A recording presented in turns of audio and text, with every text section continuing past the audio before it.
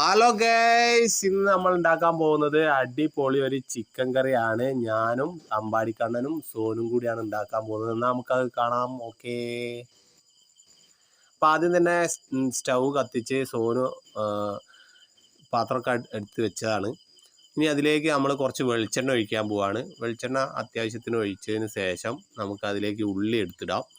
ഉള്ളി ഒരു മൂന്ന് ഉള്ളിയെങ്കിലും വേണം. 3 ഉള്ളി നമ്മൾ അരിഞ്ഞു വെച്ചിരുന്നു, അത് അതിലേക്ക് എടുത്തിടാൻ പോവാണ്.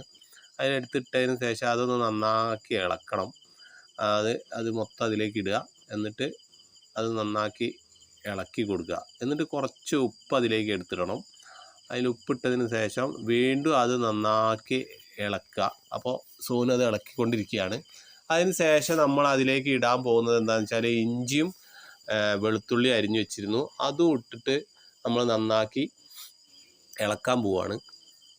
അത് ഇളക്കിയതിന് ശേഷം ഇനി നമ്മൾ അതിലേക്ക് ഇടാൻ പോകുന്നത് നമ്മുടെ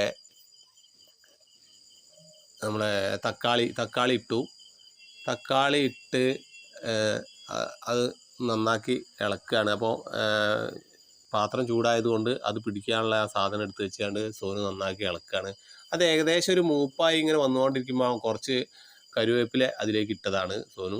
കരുവേപ്പില ഇട്ടിട്ട് നന്നാക്കി ഒന്നും കൂടി ഇളക്കുകയാണ്. അതുകൂടി ഇളക്കിയതിന് ശേഷം ഏകദേശം ആ മസാലയൊക്കെ ഒരുവിധം നല്ല മൂത്ത് ഉള്ളി തക്കാളിയും ഇതൊക്കെ വന്നപ്പോൾ എന്നോട് പറഞ്ഞു മുളക് പൊടി മാമ ഇട്ടോളി എന്ന് പറഞ്ഞിട്ട് മുളക് പൊടി മഞ്ഞൾപ്പൊടി ഞാൻ ഇട്ട് കൊടുത്തു. എന്നിട്ട് നന്നാക്കി ഇളക്കിയതിന് ശേഷം ഒരു പരുവായപ്പോൾ കുറച്ച് വെള്ളം അതിലേക്ക് ഒഴിച്ചു. കുറച്ച് വെള്ളം, ഇത് വെള്ളം വറ്റിച്ച് കണ്ട് ഉണ്ടാക്കുന്ന ചിക്കൻ കറിയാണ്. അപ്പോൾ അതുകൊണ്ട് കുറച്ച് വെള്ളം ഒഴിച്ചാൽ മതി. അപ്പോൾ അതിലേക്ക് ഏകദേശം പരുവായിട്ടുണ്ട്. നമ്മുടെ മസാല എല്ലാം കൂട്ടൊക്കെ ചേർത്തിട്ട് ഏകദേശം നല്ല പരുവായിട്ടുണ്ട്. അപ്പോൾ ഞാൻ അതിലേക്ക് ചിക്കൻ എടുത്തിടാം. ചിക്കൻ ഞാനാണ് ഇടുന്നത്. ചിക്കൻ ഞാനിങ്ങനെ എടുത്തിട്ടിട്ട് മൊത്തം അതിലേക്ക് ഇട്ട് നല്ലോണം ഇളക്കിയതിന് ശേഷം അത് നമ്മൾ മൂടി വെക്കുകയാണ് കേട്ടോ ചെയ്യുന്നത്. അല്ല അതിന് മുമ്പ് കുറച്ച് മസാല അതിൽ ചേർത്ത് കുഴച്ച് വെച്ചായിരുന്നു. അപ്പോൾ നമ്മളത് മൂടി വെച്ചിട്ട് ഇനി അത് ഏകദേശം ഒരു പകുതി വേവായപ്പോൾ ഒന്ന് എടുത്തിട്ട് നമ്മൾ ഇളക്കി കൊടുക്കണം. അടിയിൽ പിടിക്കാതിരിക്കാൻ വേണ്ടിയിട്ട് നമ്മളത് ഒന്ന് ഇളക്കി കൊടുക്കണം. എന്നിട്ട് വീണ്ടും അത് നമ്മൾ മൂടി വെച്ച് മുഴുവൻ വേവിലേക്ക് ആകുന്നത് വരെ നമ്മൾ കാത്തിരിക്കണം.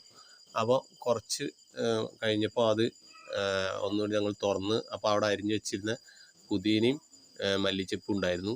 അപ്പോൾ അത് അതിലേക്ക് ഇട്ടിട്ട് നന്നായി ഒന്ന് ഇളക്കി കൊടുക്കണം. അതിന് നന്നായിട്ടൊന്ന് ഇളക്കി കൊടുത്താൽ നമ്മളെ ചിക്കൻ കറി പാകമായി. നന്നായി ഒന്ന് ഇളക്കി ഫുൾ സെറ്റാക്കി ഇളക്കി വെച്ച് കഴിഞ്ഞാൽ നമ്മളെ ചിക്കൻ കറി നമ്മളെ ചിക്കൻ കറി ഉഷാർ ചിക്കൻ കറി ആയിട്ടുണ്ട്. അപ്പോൾ അടുത്ത വീഡിയോ വരെ താങ്ക് യു.